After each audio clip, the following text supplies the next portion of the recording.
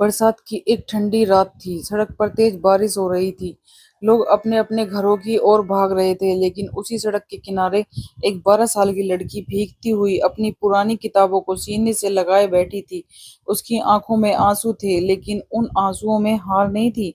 उसका नाम था आराध्या। शायद किसी ने सोचा भी नहीं होगा कि ये छोटी सी लड़की एक दिन पूरे जिले की किस्मत बदल देगी। लेकिन वहां तक पहुंचने का उसका सफर आसान नहीं था। आराध्या जब सिर्फ 5 साल की थी, तभी उसके पिता की सड़क दुर्घटना में निधन हो गया। उस दिन के बाद घर की सारी जिम्मेदारी उसकी माँ के कंधों पर आ गई। माँ दिन भर लोगों के घरों में बर्तन साफ करती, शाम को सड़क के किनारे चाय बेचती। छोटी सी आराध्या भी माँ के साथ बैठती, स्कूल जाने से पहले चाय के गिलास धोती और लौटकर फिर माँ का हाथ बटाती। उसने बचपन में खिलौनों से नहीं, जिम्मेदारियों से खेलना सीखा था। जब दूसरे बच्चे नए बैग लेकर स्कूल जाते तो आराध्या फटे हुए बैग में पुरानी किताबें रखकर जाती। कई बच्चे उसका मजाक उड़ाते, देखो चाय वाली आ गई, ये अफसर बनेगी, पहले अपने कपड़े तो देखो। हर ताना उसके दिल में चुभता था, लेकिन वह कभी जवाब नहीं देती थी, क्योंकि उसे पता था समय सबसे बड़ा जवाब देता है। स्कूल की वार्षिक परीक्षा हुई। पूरा जिला परिणाम का इंतजार कर रहा था। जब रिजल्ट आया तो पूरे जिले में पहला स्थान आराध्या का था। प्रधानाचार्य ने उसका नाम मंच से पुकारा। पूरा स्कूल तालियों से गूंज उठा, लेकिन घर पहुंचते ही उसे पता चला माँ तेज बुखार में बिस्तर पर पड़ी थी। डॉक्टर ने कहा इलाज तुरंत करना होगा, लेकिन पैसे बिल्कुल नहीं थे। उस दिन पहली बार आराध्या अकेले बैठकर बहुत रोई। अब उसकी सुबह 4 बजे शुरू होती, अखबार बांटना, फिर स्कूल, दोपहर में दुकान पर काम करना, शाम को चाय बेचना और रात को स्ट्रीट लाइट के नीचे पढ़ाई करना।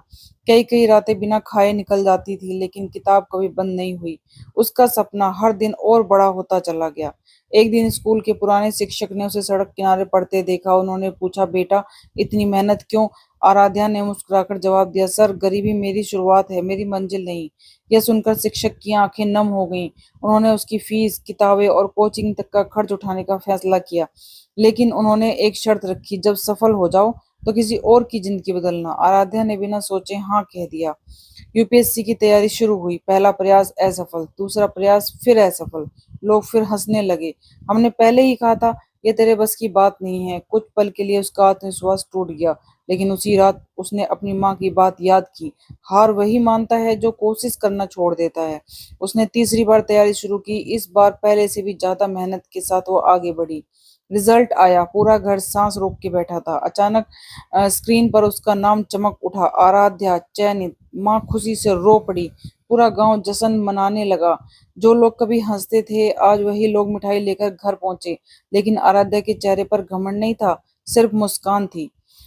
पहली पोस्टिंग के दौरान उसने सड़क किनारे एक छोटी बच्ची को किताबें बेचते देखा। वह तुरंत उसके पास गई, पूछा स्कूल जाती हो? बच्ची बोली, घर की हालत ठीक नहीं है। आराध्या कुछ देर तक उसे देखती रही। उसे अपना बचपन याद आ गया। उसने उसी दिन उस बच्ची की पढ़ाई की पूरी जिम्मेदारी उठा ली। फिर उसने गरीब बच्चों के लिए एक शिक्षा का अभियान शुरू किया, और धीरे धीरे सैकड़ों बच्चे स्कूल लौट आए और कई परिवारों की जिंदगी बदल गई। एक सम्मान समारोह में किसी ने पूछा, मैडम आपकी सबसे बड़ी ताकत क्या है? आराध्या मुस्कुराई और अपनी माँ का हाथ पकड़कर बोली, गरीबी ने मुझे मजबूत बनाया है, माँ ने मुझे इंसान बनाया है, और सपनों ने मुझे कभी हारने नहीं दिया है। पूरा हॉल तो तालियों से गूंज उठा। उस दिन हर किसी की आंखें नम थी, और शायद किसी गरीब बच्चे के दिल में एक नया सपना जग चुका था। याद रखिए, हालात कभी आपकी मंजिल तय नहीं करते हैं, आपका हौसला तय करते हैं। आप कहाँ तक पहुंचेंगे। अगर आप मेहनत करना नहीं छोड़ते हैं, तो एक दिन दुनिया आपकी कहानी सुनाती है। अगर ये कहानी आपके दिल को छू गई हो तो इसे लाइक करें, शेयर करें, अपने विचार कमेंट में जरूर लिखें। ऐसी ही रोचक, भावनात्मक और प्रेरणादायक कहानियों के लिए हमारे चैनल को सब्सक्राइब करें। देखते हैं कि ऐसी रोचक और प्रेरणादायक कहानियों के लिए आपके साथ फिर से मिलेंगे। तब तक के लिए धन्यवाद। हरे कृष्णा, हरि बोल।